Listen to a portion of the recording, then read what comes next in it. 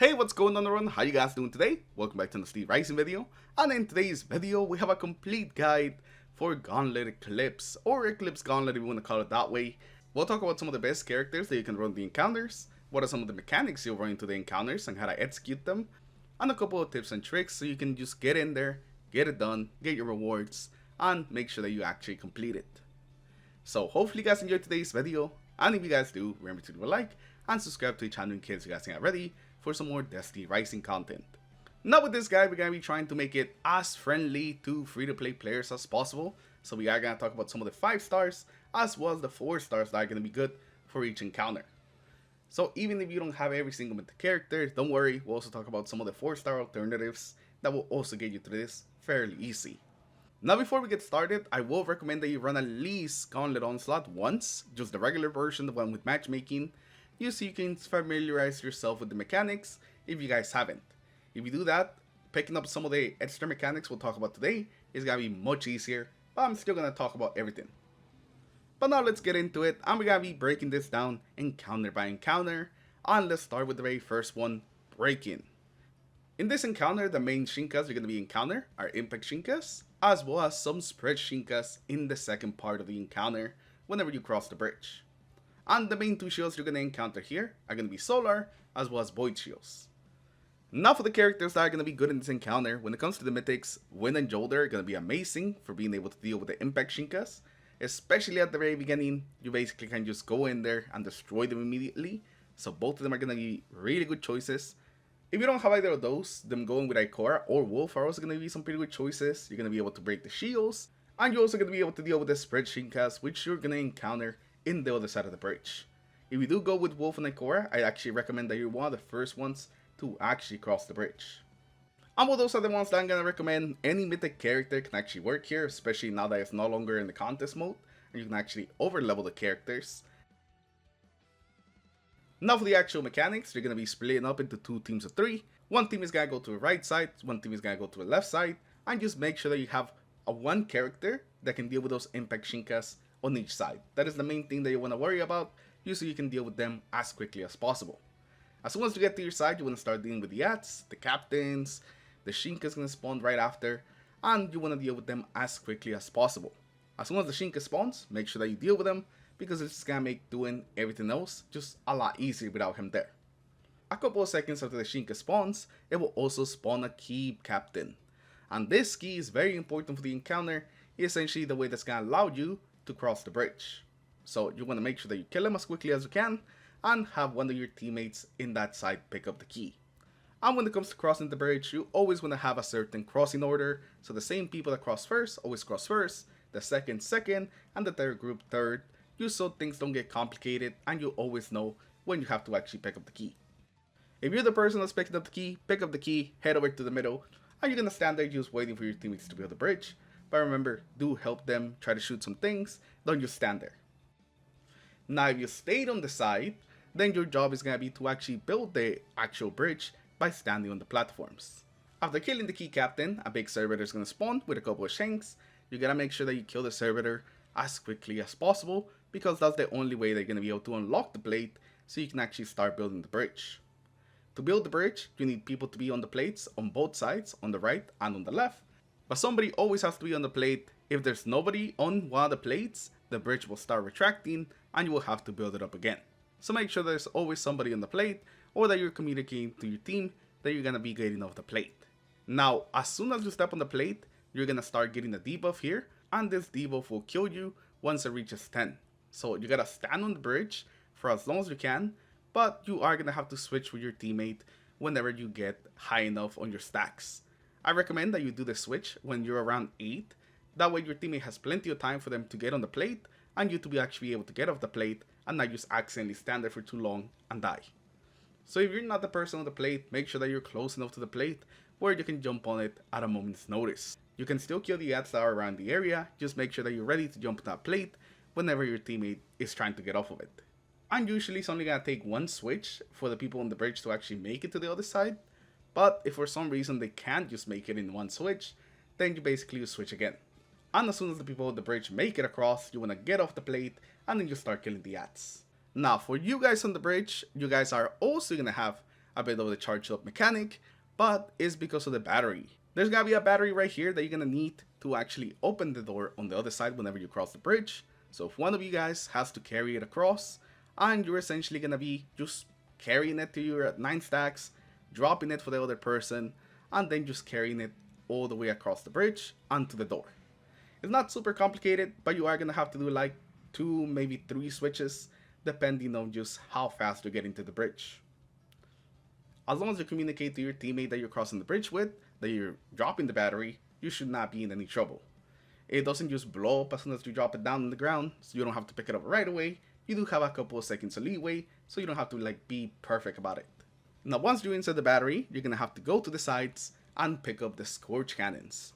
In the regular version, you only need 1 Scorch Cannon, but in the Eclipse version, you will need 2, so you both will have to go and pick up the Scorch Cannon and then shoot a fuse each.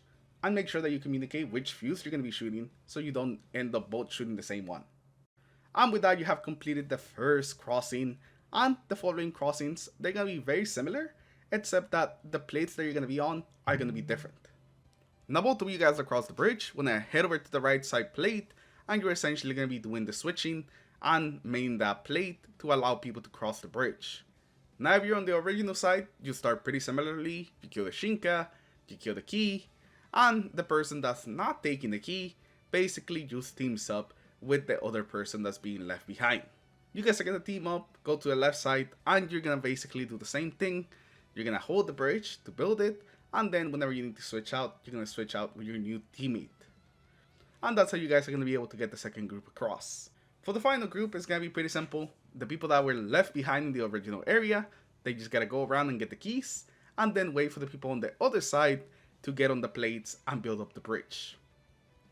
Now once everyone has made it across and you already destroyed all the fuses, now it's gonna be time for you to destroy all the ads. This is where Wolf and Ikora come in very handy because there's a lot of spread Shinkas right here.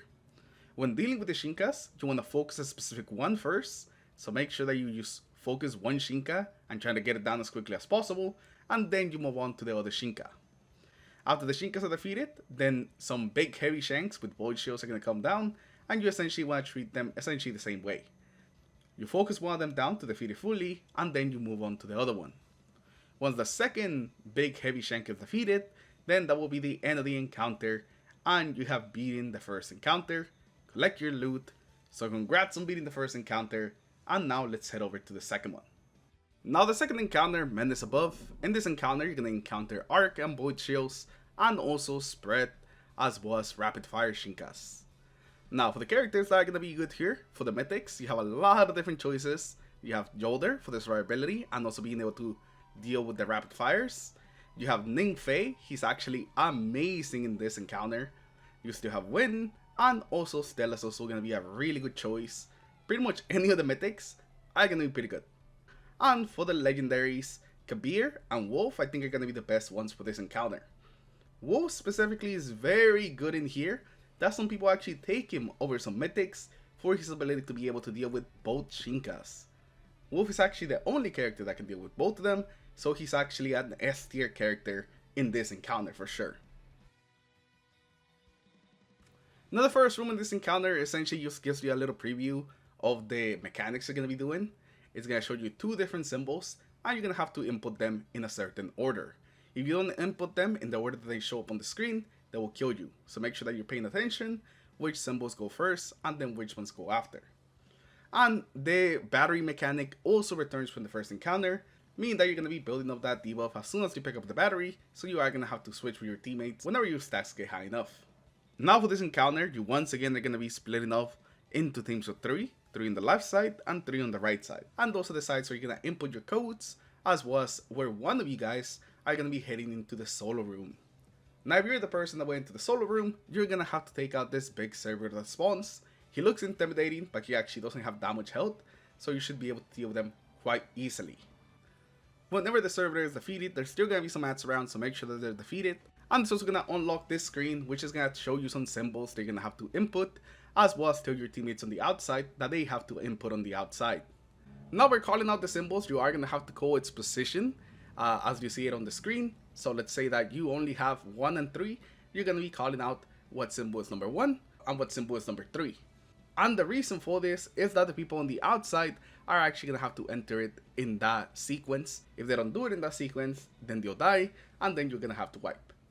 So make sure that you relay those symbols to your teammates on the outside. You can also input the symbols in the back, and it will actually show them on the screen on the outside, but this step is actually optional. If you don't input the symbols, it doesn't matter, as long as you're communicating to those people on the outside that those are the symbols they're going to input. And if you're one of the people on the outside and you're going to be inputting the symbols with your partner, it's easier if you guys just kind of have assigned symbols depending on the first or the second call out. So let's say that you're always the first call out, you will always input the first call out that the person on the inside does. It doesn't matter what number it is, it could be 1, it could be 2, it could be 3, but you're always going to be the first one, and the second person will always input the second call out. That way you never run into any issues. So let's say that you're going to be inputting the second call out. So the inside calls 2 and 3, you would be inputting 3. But if they call 1 and 2, then you would be inputting 2. Kind of like that. It makes it easy. And whenever it's getting kind of hectic with people killing things inside, people killing things outside, and then a lot of callouts being made at the same time, it makes it just much easier to track if you just focus on the one that you need to get. So remember the number that corresponds to your callout as well as the symbol. Now, even though I said in the inside you don't have to do the symbols, it is also just good to do the symbols, just so people on the outside know. And especially doing this with LFG, and the callouts can be a little bit random, just describing the symbols, it's a lot easier for them to see them if you actually put them on their screens. So make sure that you go back there, input the symbols just to make it a little bit easier. If you have a regular group, this is probably not necessary, but for LFG, just making it easier is always better. And once everybody has destroyed the ads and everyone's ready to input their code, you gotta make sure that the people on the outside input it correctly.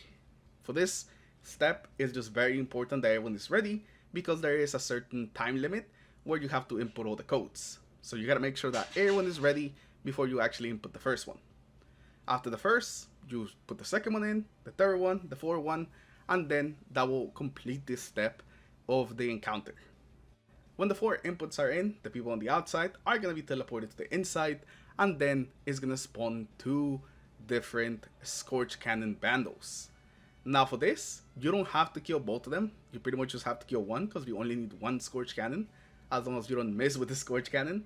So I recommend that you only kill one of them, basically the one that's closer to the edge that you're going to take.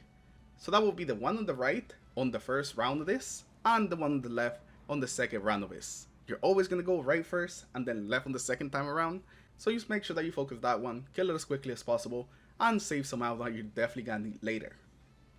Whenever it's defeated, it's going to drop a Scorch Cannon, you pick up the Scorch Cannon, shoot the 4 fuses, and that will unlock the battery.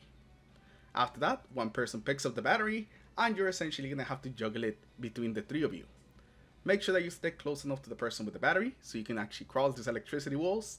And whenever doing this, make sure that you don't get super greedy with the battery. If you don't think you're going to make it through the barrier, it's just better to drop it right before heading into the barrier, so the new person can go through the barrier very safely. You're going to maybe save a couple seconds that way, but you should have more than enough time where you can play it pretty safe and just make sure that you get it done. Once you make it through this final barrier, you're going to find yourself in a new room with a Spread Shinka. So hopefully you have at least one character that's going to be able to destroy the Spread Shinka on both sides, just to make this a lot easier. So 2 of your players are going to deal with the Shinka, while the other one holds the battery. You cannot just drop the battery down, or it will explode and wipe you guys. So you always want to make sure that one of you guys is holding the battery, and essentially use the same thing that you were doing when you were making your way to this room. You just keep switching the battery whenever you're getting high enough on your stacks. If you are the one holding the battery, make sure that you stay in the back, just so nothing kills you and you don't cause any wipes. Also, make sure that you're calling out whenever you are getting pretty high on stacks, so the next person can actually make its way to you and they can be the one to pick up the battery. After defeating the Shinka, 2 Scorch Cannon bundles are going to spawn, both the left and the right side, and once again, just like in the solo room, you don't actually need to defeat both of them. You can just focus the one that's closest to you, burst them down, pick up the Scorch Cannon, shoot the 2 fuses, switch out your battery holders just in case you need to. Remember, always be safe, don't really try to get greedy with the battery, just do a switch, it's just much safer, and then make your way to the original room. Once you come out of the original room, do another switch of the battery if you have to, and then that person will just go and actually input the battery into the elevator. After you input both of the batteries, this is going to spawn some mats as well as a heavy shank on both sides, right and left, so make sure you deal with both of those first before getting into the inside rooms. After that, it's essentially going to be the same thing you did on the first one, except that this time whenever everyone's teleported, you're going to be heading over to the left side instead of the right side. Once you get through the whole thing and input the battery a second time, then that's going to be the end of the encounter and you have beaten the second encounter. So congratulations, and now we move on to the boss. Now funnily enough, I think the boss is actually the one that changed the least, so if you have done the boss before, you're pretty much going to be able to recognize most of the things going on in this encounter. Now for the characters that are going to be good on this encounter, for the mythics, if you have Tantu, this is going to be the perfect place to use him, he's going to be amazing here, but any other mythics are also going to be pretty great. Stella for her DPS, Win for being able to deal with the impact Shinkas and also the damage she puts out, as well as even Ningfei, if you have the exotic bow, he's also going to be pretty good. Now for the legendaries, the absolute goat for this encounter is Umeko. Umeko is going to be so good at just improving the team's damage. Her debuffs, just increasing the team's damage, are amazing and they're going to be very good for the boss fight. And also just for killing any of the other things around that are just a little bit harder to kill. So if you have her, she's always going to be a really good pick, and you always pretty much just want to have one of them in this encounter. Atao is going to be another good choice, being able to deal with the Shinkas, heal teammates, as well as put on a really good amount of damage with her linear fusion rifles.